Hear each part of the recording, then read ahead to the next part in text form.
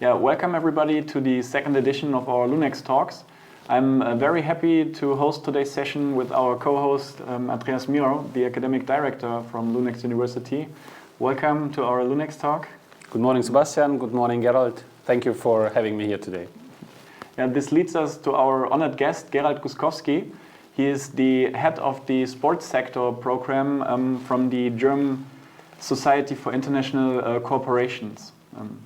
The German Society for International Cooperation is, as the name already suggests, a service provider in the field of international cooperation for sustainable development, and they are involved in international education worldwide. And the aim of this institution is creating a future worth living for people in development countries. Together with their clients and partners, they generate and implement ideas for political, social, and economic change. But enough introductory words from my side. Welcome, Mr. Guskowski. Welcome, Gerald. Thanks a lot for taking the time for our talk today. And hope I didn't forget anything important. So feel free to add something I maybe missed. Yeah, it's always difficult to focus on the most important things. But thanks a lot, first of all. No, I think, in my career development, I was relatively flexible. So I have 2 degrees, 2 university degrees. One is in social work, the other one is in business administration. And so when starting my career, I was somehow always moving from work as particularly in management positions in German municipalities to development cooperation.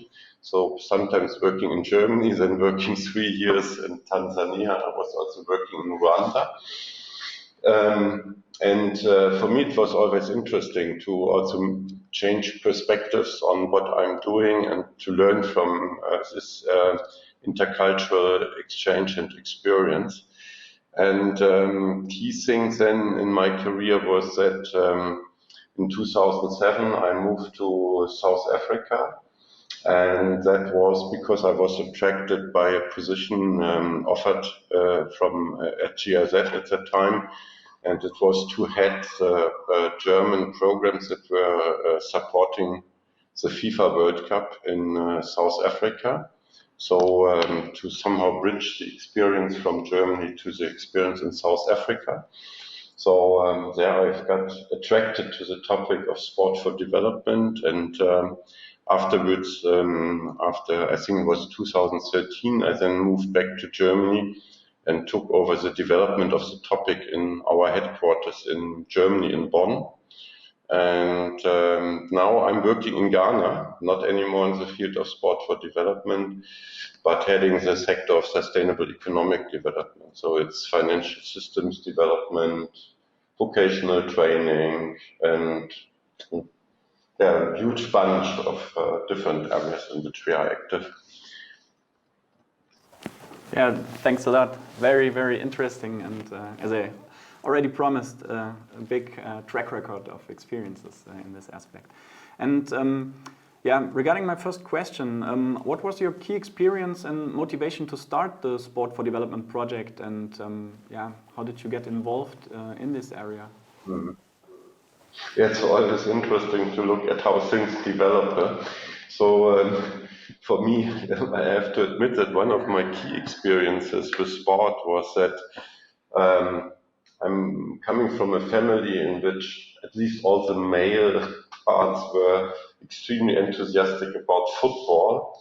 And so I think when I was something like 8 years old, my grandfather took me to a first Bundesliga match, and somehow from that time on, I developed quite a lot of passion on that topic. And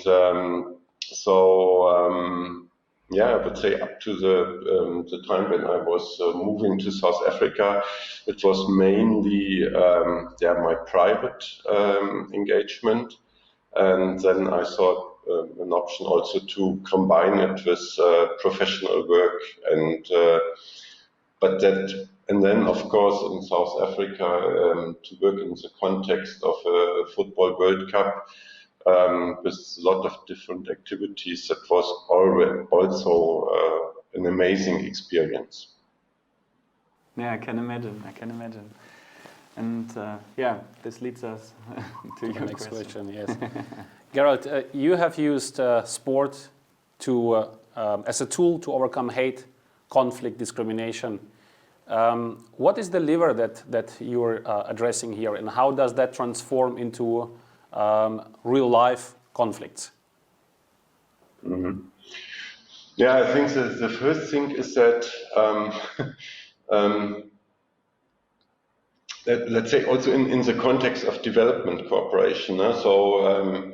You know, the German government is always looking at serious topics, let's say, you know, economic development, health, or something like that. And it's already also a kind of challenge to position sport in this context. But looking at their situations where people live in a difficult environment. So being it because of poverty, being it because of conflicts that are in that area of the world. Sometimes you can also transfer it to Germany or to Europe, where you have rich and poor environments, and what are the people experiencing. The thing is that quite often people that are living in conflicting areas, they don't have contact to each other.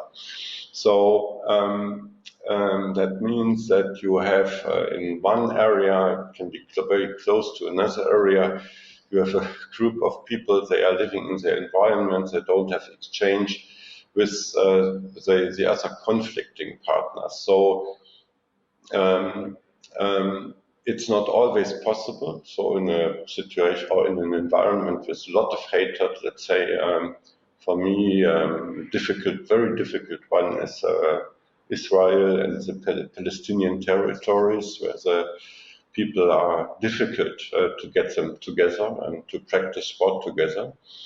But already learning to develop friendships around sport, to have something to do together which is positive, that's beyond this normal hatred which is there.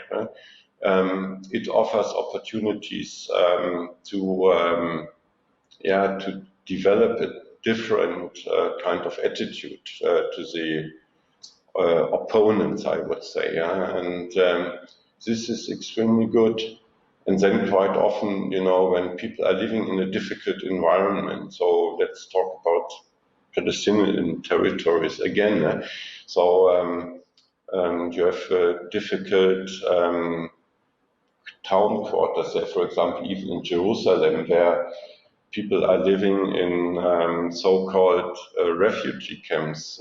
These are there since 30 years, and still the Palestinian people don't have a lot of options and opportunities, and young people that are growing up in this environment, they get the option to do something positive, and which is something that is very difficult for them to have in such an environment.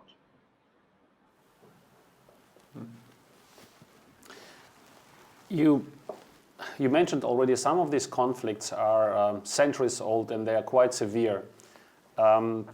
It seems to be quite a, let's say, a challenging approach to solve all these problems simply using sports. Did you have the possibility to measure the success of your initiatives in these difficult circumstances? Measurement, it's always not easy. Yeah? So when we do projects in development cooperation, and it's not just the German development cooperation, we always have to measure our impact, and it's complex monitoring systems that are there. So looking at quantities, this is very easy. If you support sport structure and you have people participating, it's very easy to identify if it's 100 or if it's 953 that have been part of a certain program, and you even can identify if it's the gender of the people, if it's more or less female or more male participants. You can have a look at also age groups that are participating. You can even sometimes also look at the social and economic backgrounds of people participating. So from that angle, it's relatively easy, and we always do that when it comes to behavioral change. So does the sport really have an impact on that the people are changing their behavior or attitude? It's of course much more difficult. So what we did there is, for example, in South Africa, we worked with the University of Johannesburg at that time, and that was also the Department of Sport there, and they were doing some behavioral studies. So how much the sport changed the lives of the people participating. So within our World Cup programs, we had some programs that were more or less, technical support to a host city, how to on transport systems, safety and security, emergency measures, how to read a FIFA contract, and all these things. But we also had a lot of programs where we were using or supporting sport initiatives around the country, so working in all provinces. But so they were then trying to measure what impact the participation in sport measures that were on a certain quality level. So it's not just throwing a ball somewhere and then 50 people are running behind the ball and trying to kick a goal or something, but trying to measure the impact on them and the impact on others that were not participating in the programs.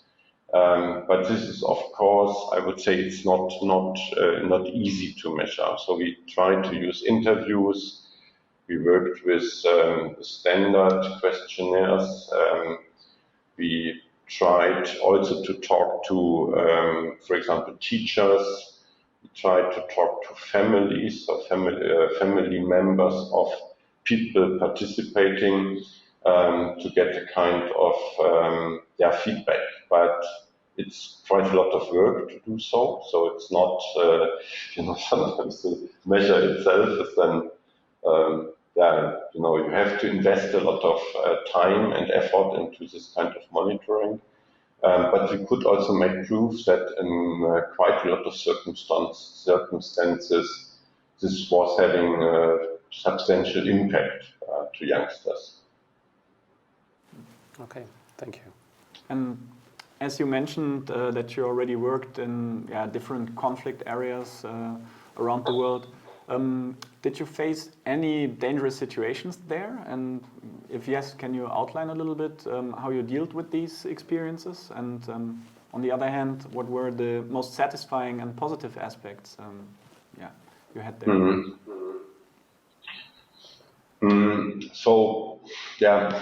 I would say what is dangerous. You can also, I think, one of the major causes of death is a car accidents or something like that. But there are, of course, circumstances in which life is quite difficult. So one of them in South Africa, and I have to admit that although there's a lot of crime and a lot of social conflict, so I never had a bad experience myself. And but for example, Afghanistan. So I was in Kabul So we made trips there to plan our programs, and that was at a time when it was still possible also for us to travel to Kabul. And yeah, but just to see all the security and safety measures in place. And I remember that I think it was the first time for years that GIZ colleagues were allowed to go to a football match. So it was somehow Premier League of Afghanistan with, I don't know, 12 clubs or so in Kabul. Was a very nice one. So even women were allowed in the stadium in difficult circumstances. I guess it was something like 6,000 spectators. And but then having someone, a security guy, the whole time in your back, who's looking as if he's just coming from, I don't know, a Rambo movie or something like that, and being extremely nervous. So this was quite impressive. And all the safety walls in Kabul, driving with the car, that was having all this safety inside, but on the other hand, yeah, from the outside, not looking as if it's an official car. And so I was not too much afraid, but you could see the difficult environment there. And the most difficult experience for me there was, you know, the sport federation. So in Kabul, we work with the sport federations mainly, yeah, and with the school system. And so one of the most impressive things in Kabul, yeah, this football match was one thing, that to see this is possible in such an environment.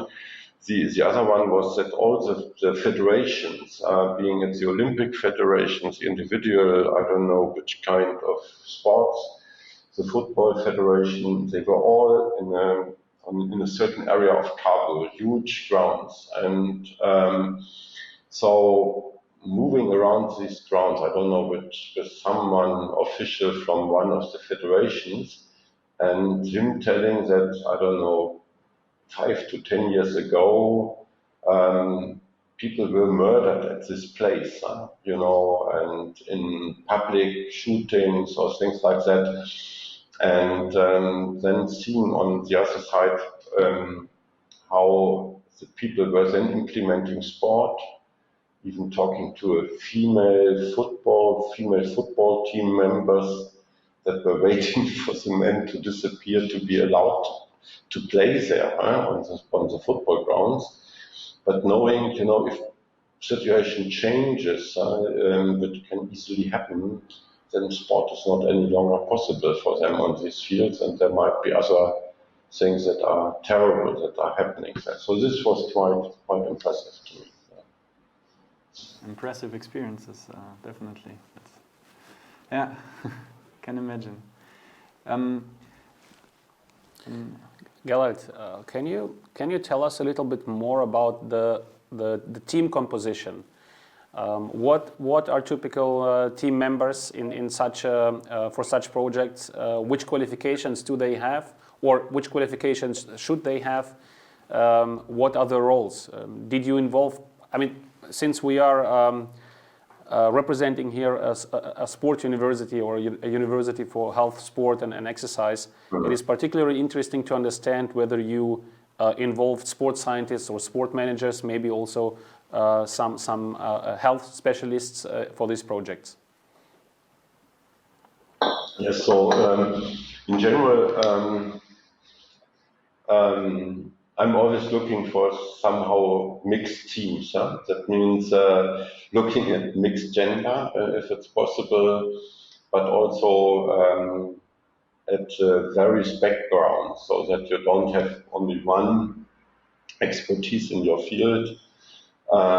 Mixed age. I I also, if possible, I like also cultural diversity in teams. So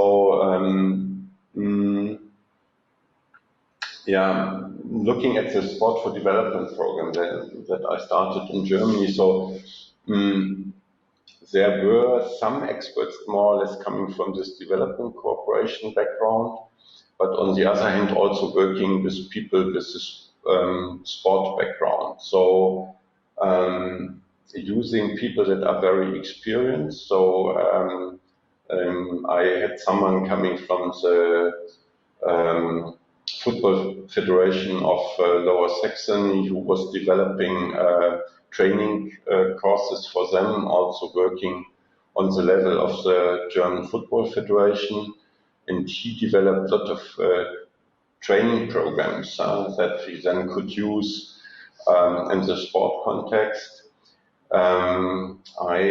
When starting the Sport for Development program, also Nia Künzer joined our team, and she was, I think, working for 2 or 3 years for GIZ in our program, and which was also extremely impressive, because, you know, when you are in Kabul and then they see someone, a woman that has participated in the World Cup and even won the World Cup and made the decisive goal. So they were all looking at this goal, and, you know, for example, a female football team to encounter someone like that in Kabul. This was great. But I also had quite some younger people coming directly from universities, and that had done a degree in sport and were joining the team. So yeah, sometimes then staying in this topic for quite a long time, sometimes moving further to other topics, and we also used to work with staff on with experts, particularly in this field of monitoring and evaluation, which is, yeah, as I said, the quantitative one is a really relatively easy goal, but if you want to have also quality or impact assessed, that's showing behavioral change, it's quite tricky and difficult. So there we were working really with also research staff from sport universities. And the one example is the University of Johannesburg in South Africa. Thank you. What were the greatest obstacles and resistances that you faced, you and your team faced during these projects, and how did you deal with them, and how did you work around potentially, or which solutions did you find to overcome these resistances and obstacles? Yeah, there's always a lot of obstacles. First of all, you have to stay positive and try to tackle them.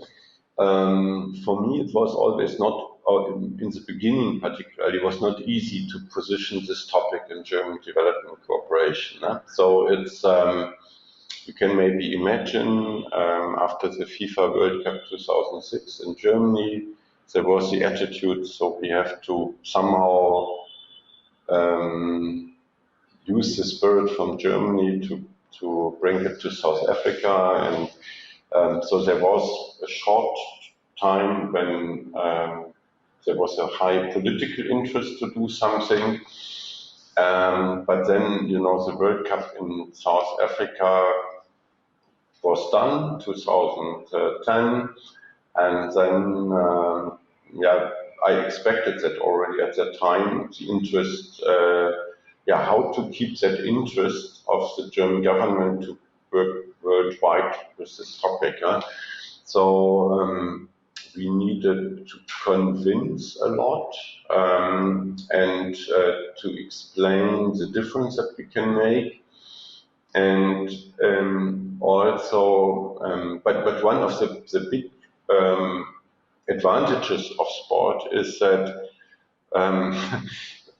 yeah, if you work in other areas, quite often it's very theoretical. You work with certain government institutions in countries, and then you are very far away from the people that in the end really should gain of your offers or what you're providing. And so the real contact to people that are in the end the target group of certain measures is very far quite often. And also the stories are quite often very difficult to tell.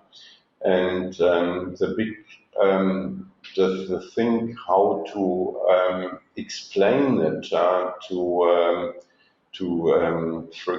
international governments. I was once participating in a UNESCO conference in Paris, for example, and even twice, one also in Durban in South Africa. And is that you can easily bring official visitors, for example, to a training program where they encounter just the people participating, and it's then the people participating. Let's say they are experiencing a good training program, good team spirit there, and so in the end they can talk, as a visitor, being interested in what development cooperation is doing somewhere.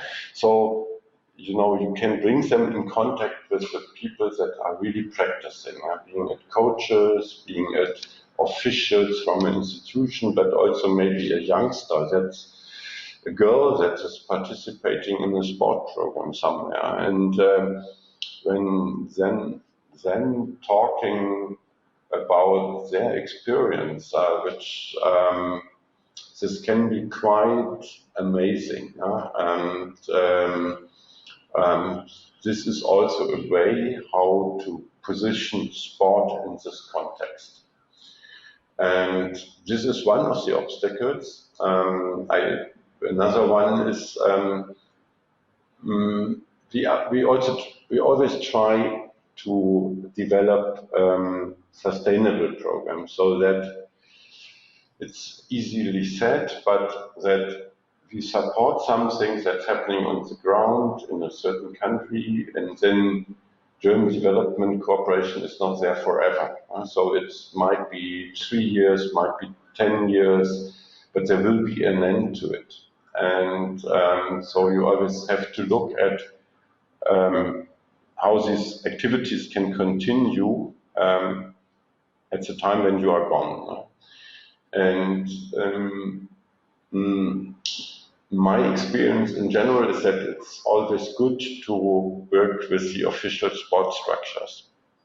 So in general, governments are relatively slow, education systems are very slow. So I would always recommend also to start from the very beginning to cooperate with the official federations, sport clubs, existing sport structures, but not too much on, not only to focus on a level like individual clubs or NGOs driving certain programs. Because then, if you are gone, then they might run out of funds or something like that.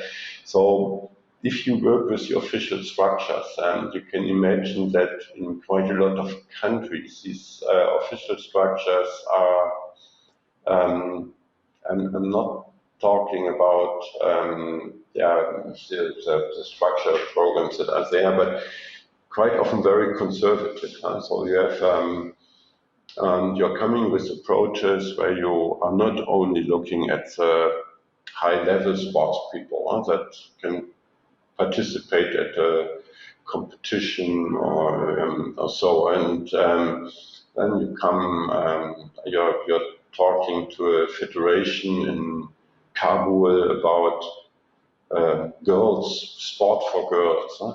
This is might not be there, or maybe they know that in an international context it's good as a federation that you also talk about sport for women, but it's not that it's taken serious. And also the officials quite often they are male and they don't think of real participation of girls in their programs. And it's not only in in countries where you would expect that. So I think on one hand it's very important to work with them. You have to be aware of a lot of limitations, and but it's worthwhile to tackle that and always try to engage them in what you are doing, and because they are in the end the ones, if they are motivated to continue what you are doing, you can be sure that what you have developed is going to be continued afterwards. Yeah. And regarding financial aspects, what is the source support you're getting, and where does it come from, and from which sources maybe it was even unexpected? Can you outline this a little bit? Mm-hmm. Yeah, in German Development Cooperation, we have the Ministry for Economic Cooperation and Development in Germany, which is mainly tackling, which is mainly work on, which they are responsible for German Development Cooperation. So in the end, it's not a very big ministry, and therefore they are then working via or through organizations, and GIZ being one of them. So most of the funding that we receive is then in the end from this ministry and from the German government. So it's more or less, I would say, a competition there on which topics they should invest in. And as I said, it's not so, particularly in the beginning, it was not so easy to position this topic. But we also, for example, in South Africa, we were able to convince the European Union to, we call it co-invest in our program. So we also have European Union funding.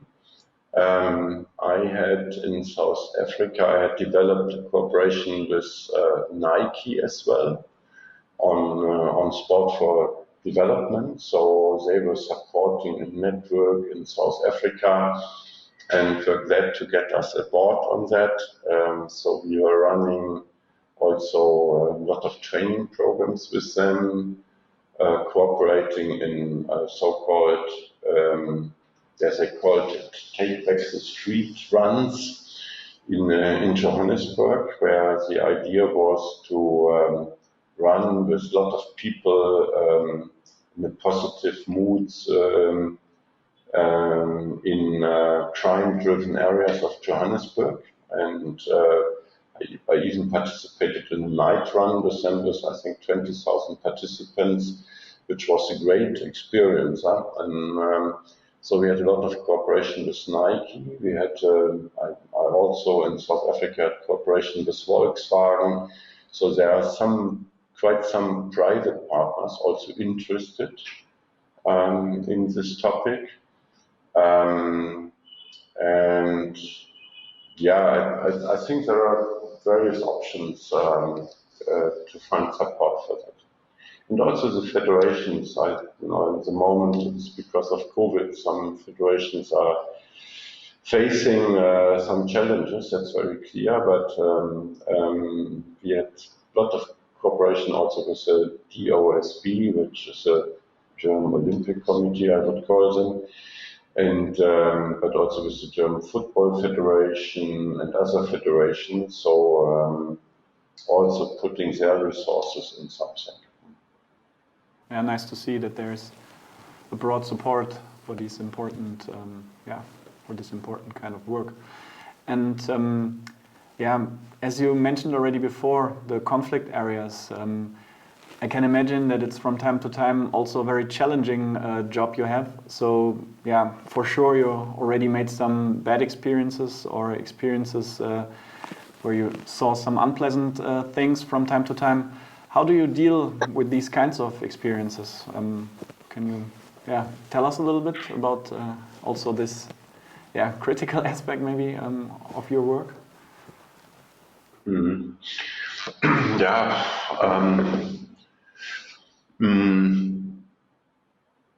It's in the end, I would say,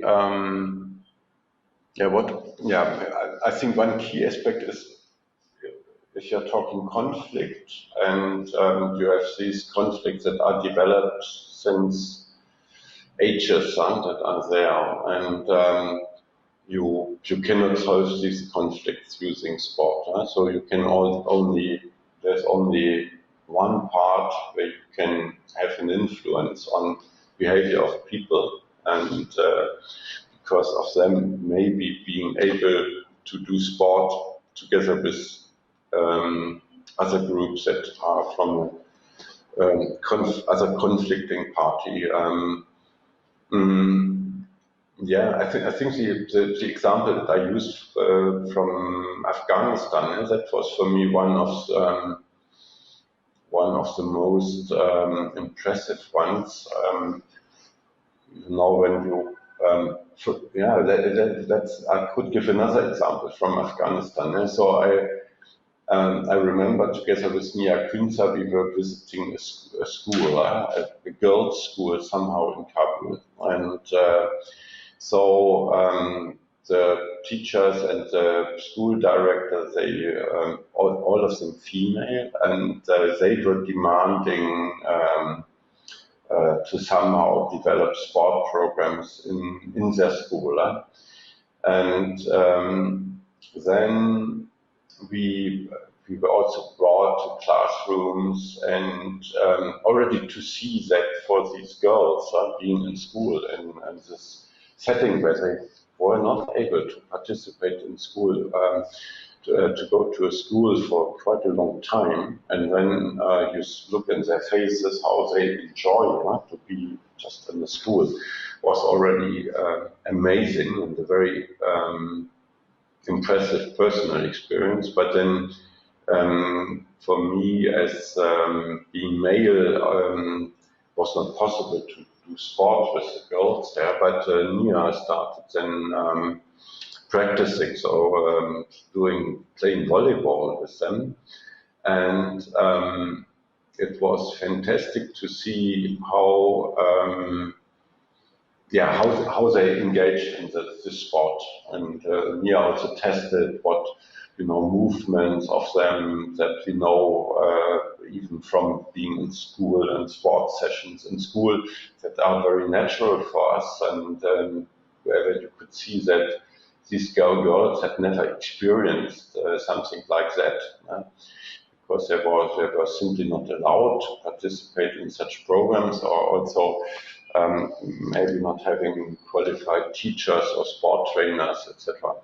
So really amazing to see how much these girls were enjoying these sports sessions and really wanting to participate, but knowing that maybe if the war comes back and it is still in Afghanistan, can be at a certain point that this is not possible any longer.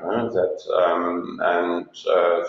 girls are getting stuck at home, and so this was, for me also quite impressive to see. But I also have, I don't know if I have time to talk about that, but you also have always very amazing examples. And one story I think quite a lot of you know this movie of, it's the title of it, South Africa Rugby World Cup in the South Africa after the apartheid. South Africa won the Rugby World Cup and somehow united the country, yeah, and in a difficult environment. And I had one personal experience with it. So living for 5.5 years in Pretoria, I got interested into rugby. Had a good South African friend who could explain me all the rules there, and so I went quite often to matches of the Blue Bulls. And during my time in South Africa, the Blue Bulls were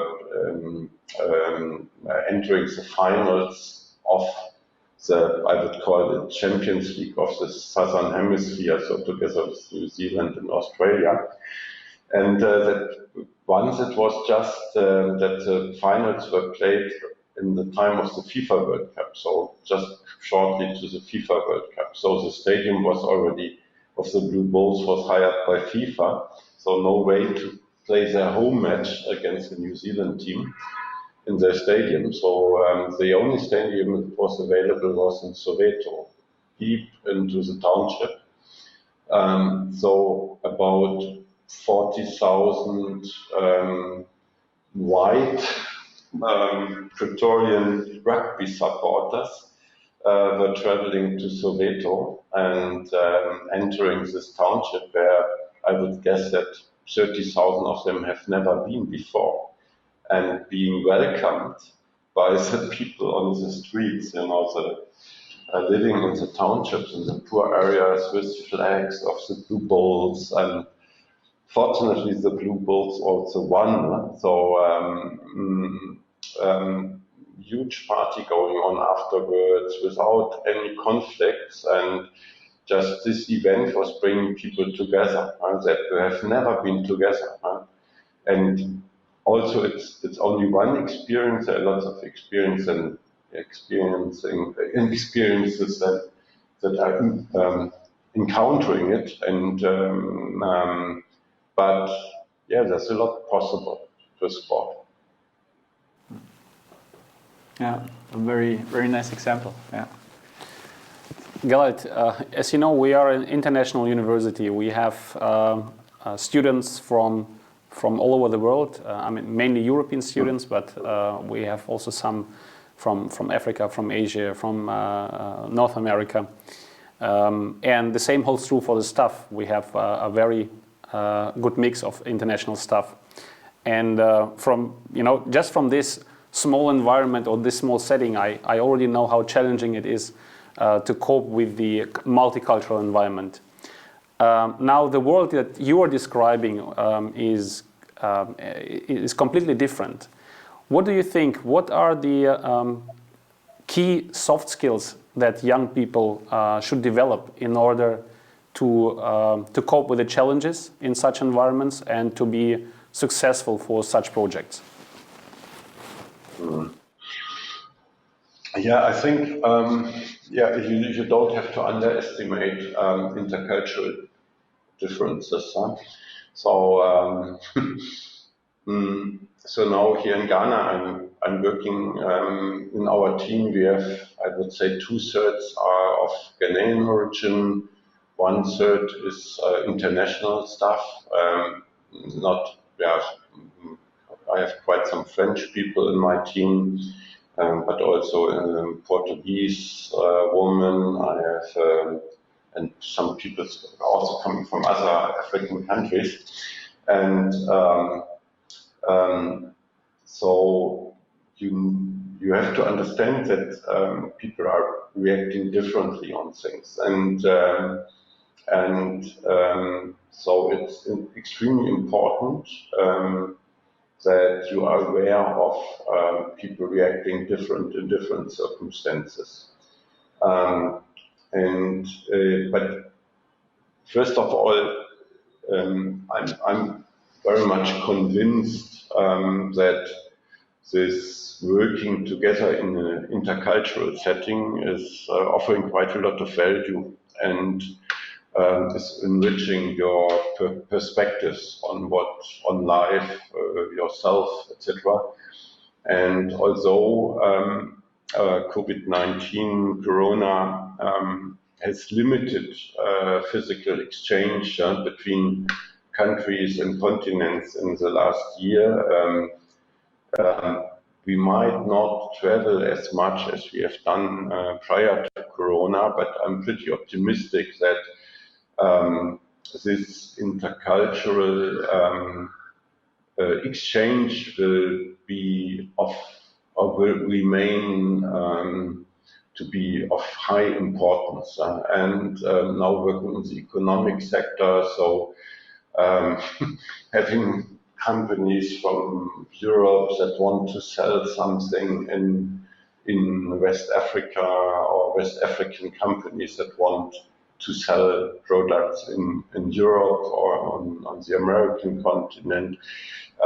So they have, in the end, they have to exchange with people from with other cultural backgrounds. So this is of, I think it's a key competence that people have to develop, and also to have to develop in the sport field. And yeah, but working with these different cultures, you have to really look also at what is happening in a certain context. When you are working in a country like Afghanistan, you have to respect certain borders between male and female participants or colleagues, and that you don't cross them. Here in the Ghanaian context, Ghanaian people are very communicative and very positive, always with positive attitude, etc. So it's a lot of fun to work with them. On the other hand, it's sometimes amazing in a European setting, particularly in Germany, you can be a big boss, but then sometimes you're supervising someone and being quite, even in a bigger setting, attacked by someone because you have made a wrong decision or not following recommendations from your staff or something like that. And this is, in the Ghanaian context, this would never happen. And you have a staff talk with a European, and then the people are really bringing in their interests, etc. And the Ghanaians that are very outspoken, very communicative, but if you have a staff talk, they are sitting there and listening to you, very much afraid of what's happening. And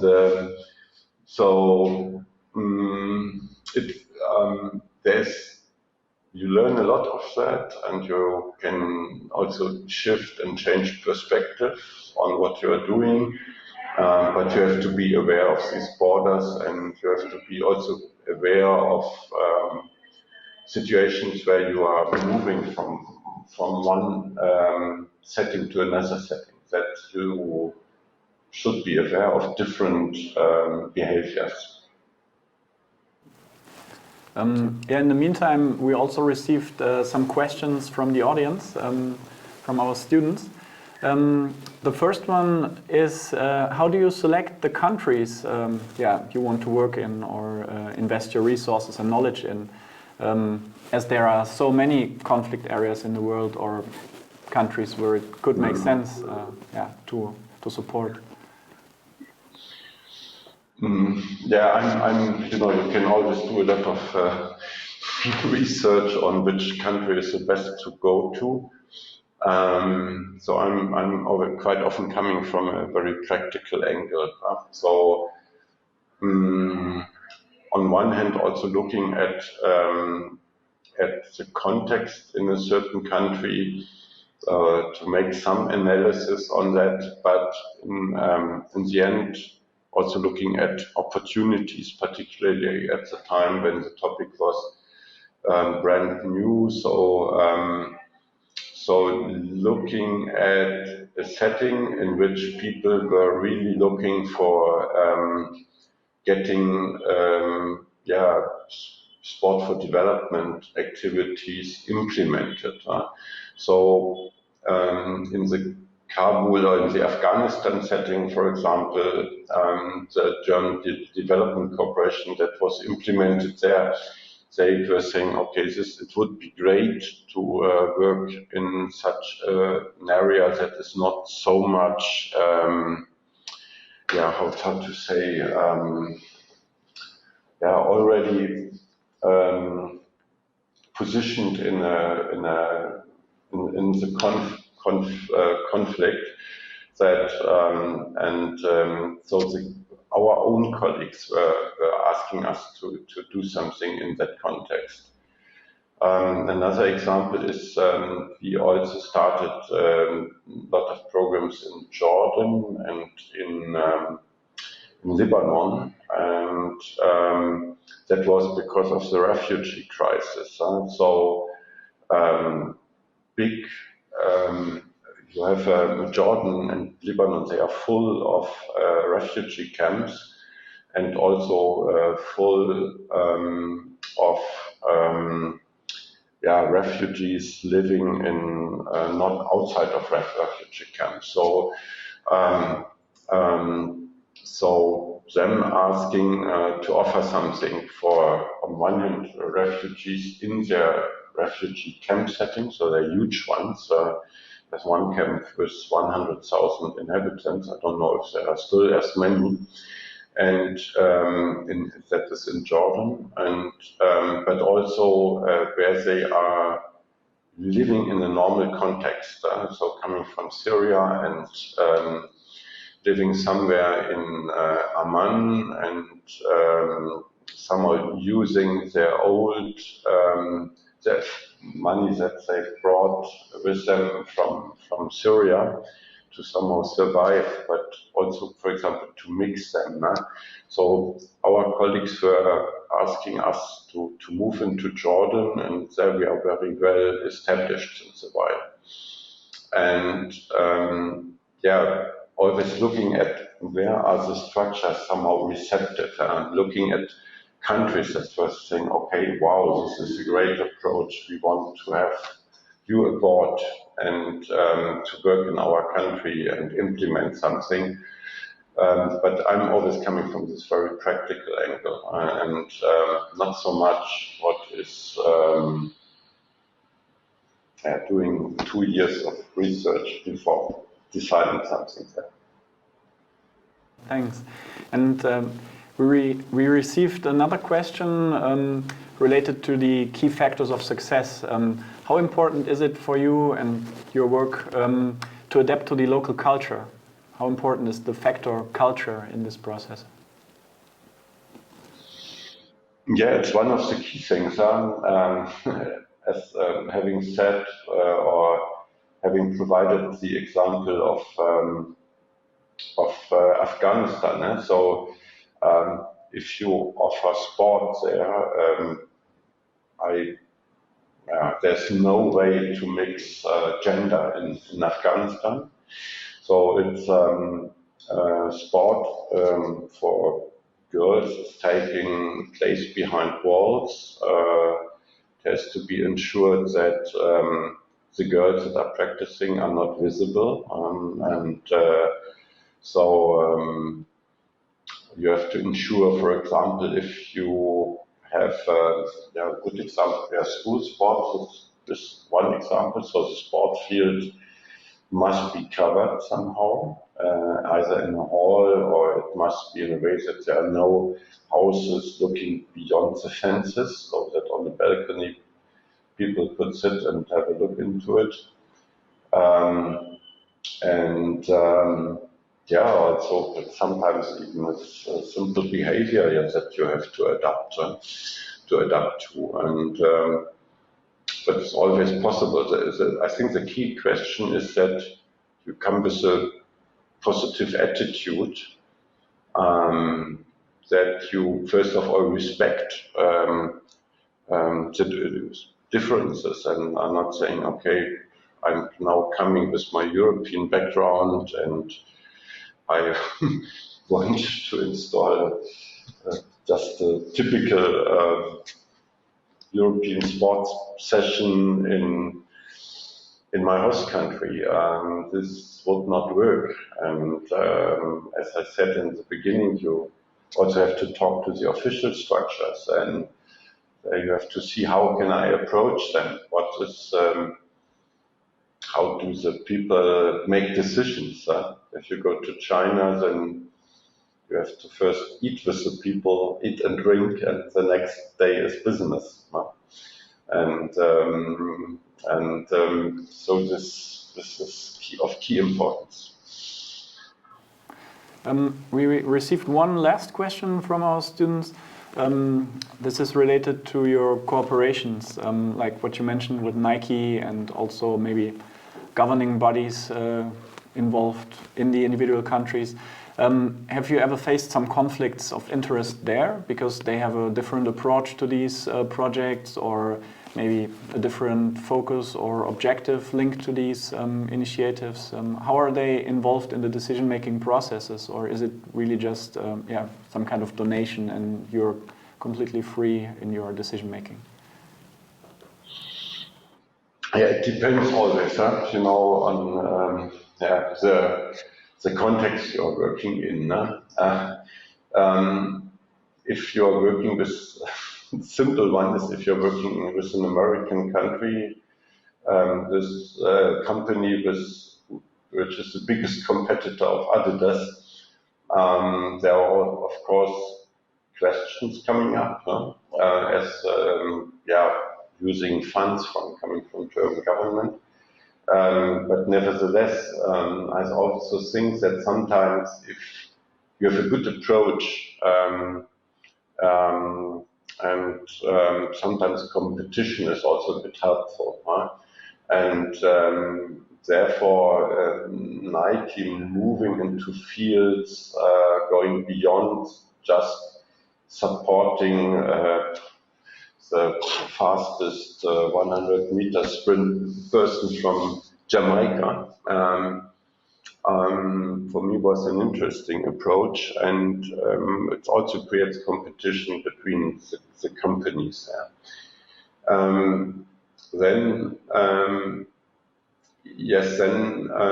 Of course, when you're working with federations, addressing school sport with federations or with sport clubs, then it's always the question, who is the decision maker? Is it the federation, the sport club? Is it the government responsible for the schools, etc.? But this can take time. It needs also negotiation between the different actors, and but quite often these things can be solved.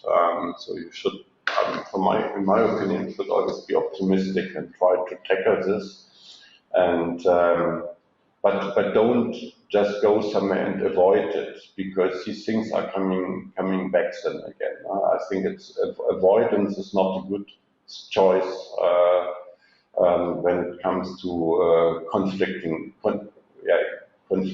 interests. So actively tackle it. Sure, I can imagine these issues. You will also find in other aspects where these kinds of organizations are involved. This was already our last question. So thank you very much for taking so much time for us and our students, and for the very, very interesting insights. And very impressive. Thanks a lot. Thank you very much, Gerald. Thank you for your time and your availability. Thank you. Although in the moment working for economic cooperation mainly, so it's always a topic that I love and that I'm related to. So please, it would be great if you would also engage in this field, and it's very attractive and interesting and never boring. Thank you. And thank you very much. Thanks a lot to the students for asking the additional question. Bye-bye. Thanks a lot. Thanks. Bye. Bye. Thank you.